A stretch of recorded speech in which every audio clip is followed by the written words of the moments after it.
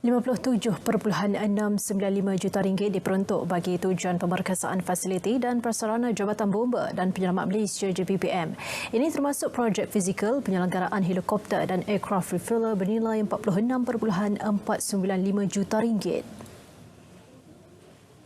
Timbalan Menteri Pembangunan Kerajaan Tempatan KPKT, Akmal Nasrullah Muhammad Nasir berkata RM10 juta juga disalur bagi sambungan projek pembinaan Pejabat Pangkalan Udara MOB Subang. Ia melibatkan bangunan pentadbiran sektor logistik, bengkel kejuruteraan, helipod, stesen bahan api pesawat serta kemudahan lain.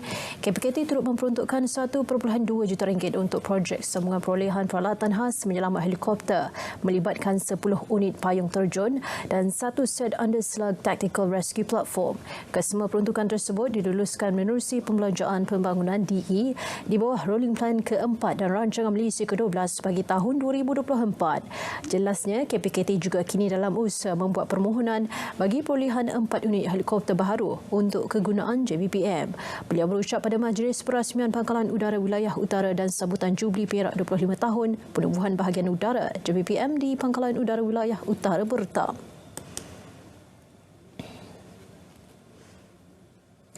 Sementara itu, ribuan pengunjung hadir memeriahkan sambutan Jubli Perak 25 tahun penubuhan bahagian udara JPPM seawal 7 pagi tadi. Ibu bapa mengambil kesempatan ini untuk beri pendedahan kepada anak-anak mereka mengenai agensi berkenaan. Satu dia cuti, satu lagi nak bagi pendedahan kepada anak-anak lah kan tentang kebombaan, tentang unit udara ni. Itulah. Teruja jugalah kan sebab jarang-jarang kita dapat main macam ni kan. Dengan family lah, bawa anak-anak jalan-jalan tengok heli. Hari ni pertunjukan heli. Memang best lah hari ni sebab boleh tengok macam-macam pertunjukan kita tadi, pertunjukan udara, payung terjun. Sebenarnya perasaan saya bagi saya lah, dari peribadi memang rasa bangga lah.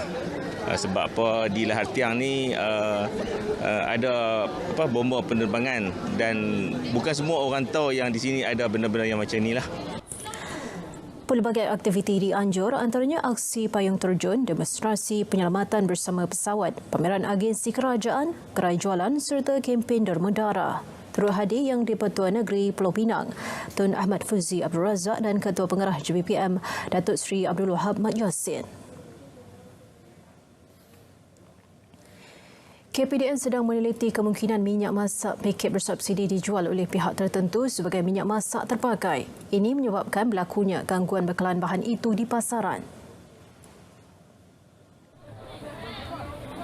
Timbalan Menterinya Fuziah Salih berkata, wujud ruang untuk berlaku penyelewengan apabila minyak masak paket bersubsidi kini dijual pada harga RM2.50 sekilogram sedangkan harga minyak masak terpakai boleh mencecah sehingga RM3.80 sekilogram.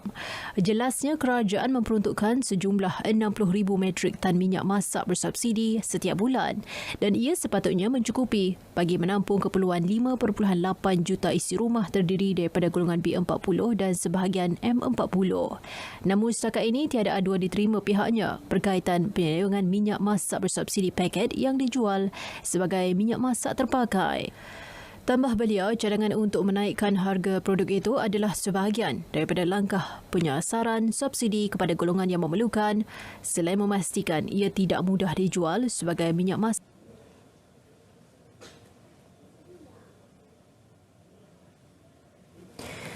Banjir di dua daerah iaitu Kubang Pasu dan Kota Star yang terjejas di Kedah pulih sepenuhnya. Ini selepas satu-satunya pusat pemindahan sementara PBS yang masih aktif di Kubang Pasu ditutup pada 1 petang tadi. Ketua Bahagian Sekretariat Pengurusan Bencana Angkatan Pertahanan Awam Malaysia APM Kedah, Major Pertahanan Awam Muhammad Suhaimi Muhammad Zim berkata, penduduk yang ditempatkan di PPS Terbabit dibenarkan pulang tengah hari tadi. Hujan lebat sejak 13 November lalu menyebabkan banjir di Kampung Lahar, Paya Tok Kiong, Paya Tok Teh dan Kampung Tok Biak. Manakala di daerah Kota Star, PPS SK Titi Gajah ditutup pada 10 pagi tadi. 6 buah kampung di kawasan itu dilanda banjir sejak 14 November lalu berikutan hujan berterusan dan limpahan Sungai Anak Bukit. Sementara itu, seramai 45 sukarelawan menyertai misi prihatin pasca banjir di Kampung Yoi di Sik. Dalam misi ini, sukarelawan membersihkan beberapa kediaman penduduk serta surau Kampung Yoi yang dengan kerjasama lebih 100 penduduk kampung yang turut berganding bahu membantu melaksanakan pembersihan. Selain itu, bantuan berupa barangan keperluan harian turut disampaikan kepada 50 keluarga terlibat banjir dan asnaf terpilih bagi meringankan beban keluarga terjejas. Saudara, setakat 4 petang, jumlah penduduk terjejas banjir di Perak menurun kepada 84 orang daripada 24 keluarga. Sekretariat Jawatankuasa Pengurusan Bencana Negeri menerusi kenyataan memaklumkan 3 pusat pemindahan sementara PPS masih dibuka melibatkan 2 daerah iaitu daerah Kerian dan Kinta.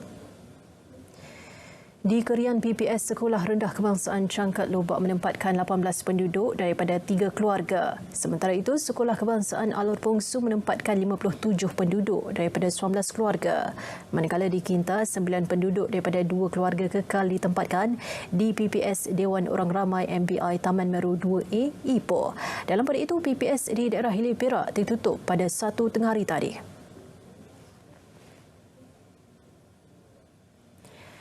Sultan Perak Sultan Nazrin Shah berkenan mengurniakan darjah kebesaran dan pingat negeri Perak kepada 213 penerima bersempena ulang tahun Hari Keputeraan Baginda ke-67 di Istana Iskandaria. Keberangkatan Baginda diiringi Raja Permaisuri Perak Tuanku Zahra Salim. Mendahului senarai, Ketua Pengurusan Bahagian Perkhidmatan Kesihatan ATM, Kolonel Dr. Muhammad Arshul Moiden yang menerima darjah Paduka Chura Simandra kini PCM bagi tahun 2020. Pada istiadat itu juga, Timbalan Pengarah Seksyen Dasar dan Pendidikan RTM, Reza Syahriman Uthman antara penerima bagi darjah Ahli Chura Simandra kini ACM.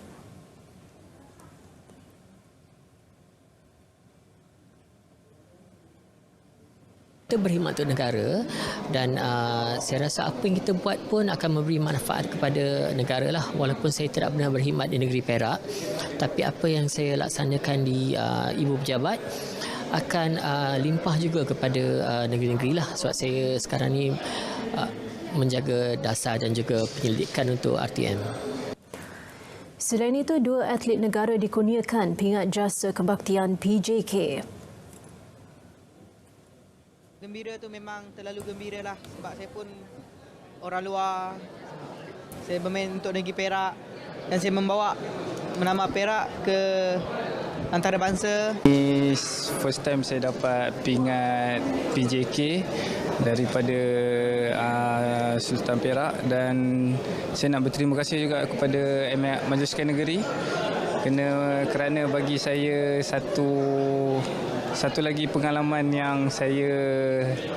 dalam hidup saya yang saya tak akan lupakan. Pendirian kerajaan terus bersama perjuangan rakyat Palestin yang ditindas penjajah Israel turut disahut masyarakat Kuala Kedah. Kira-kira 250 orang pelbagai peringkat umur berarak sejauh 3 km menerusi Solidarity Walk with Palestine. Solidarity melibatkan 13 pertubuhan bukan kerajaan NGO, antaranya Pewaris, Pasukan Sukarelawan Tindak Balas Kecemasan Pertahanan Awam, Pertubuhan Seni Silat Pusaka Gayung, Ikrar Bantu dan Sayap Muda. Kita dapat menghimpunkan seluruh pertubuhan yang boleh dikatakan rakan strategik kepada GPMS Kuala Kedah. Kita membuat satu solidarity walk with Palestine. Mana kata kami selain daripada kita tunjukkan rasa ketidakadilan, kekejaman yang berlaku di sana, kita berharap daripada Perarakan seawal 8 pagi itu bermula dari Masjid Al-Ummah Teluk Cengai sehingga Surau Taman Sri Abadi. Selain kutipan sumbangan tabung Palestin, turut diadakan solat hajat mendoakan kesejahteraan rakyat Palestin.